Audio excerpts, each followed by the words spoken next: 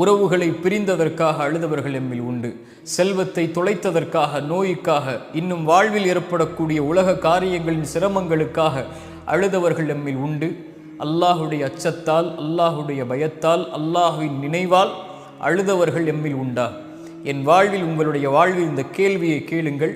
எம்முடைய கடைசி கண்ணீர் அல்லாஹுடைய அச்சத்தால் எப்போது?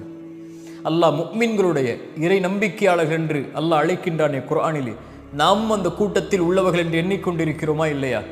அந்த தன்மையை அல்லாஹ் சொல்லுகிறான், இதா துக்கிரல்லாஹு வஜிலத் குலூபுஹும், அவர்களுக்கு முன்னால் அல்லாஹுடைய பெயர் உச்சரிக்கப்பட்டால் அவர்களுடைய உள்ளங்கள் எல்லாம் அஞ்சி நடுங்கிவிடும்.